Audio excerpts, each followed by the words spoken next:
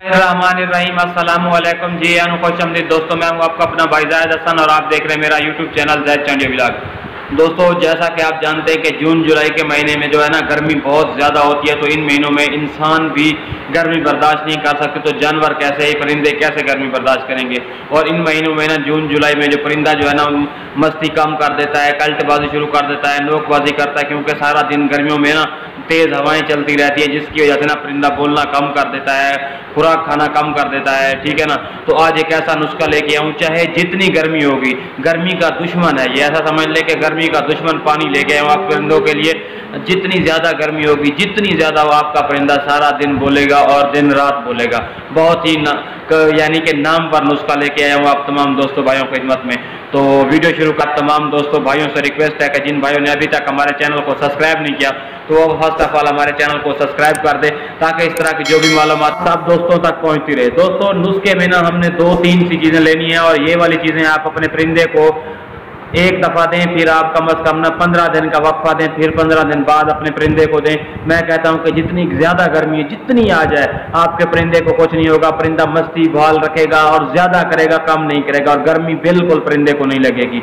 तो नुस्खे में जो चीज़ें हैं आप अच्छे तरीके से सुन लें या नोट कर लें, ताकि कोई चीज़ रह ना जाए। सबसे पहले ना आपने क्या करना है, आधा किलो पानी ले लेना है। ठीक है।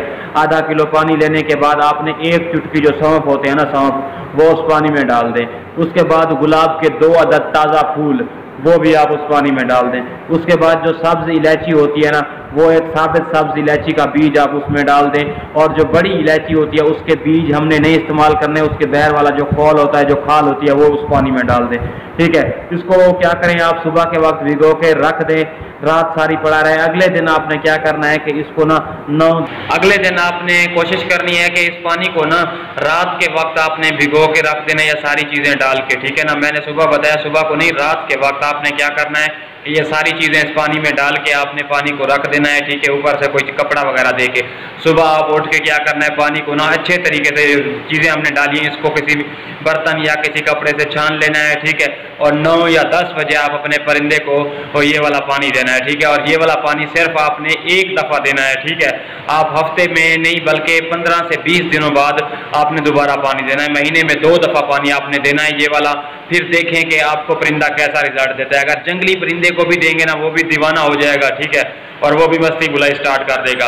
तो ये बहुत ही नायाब और काम का नुस्खा है।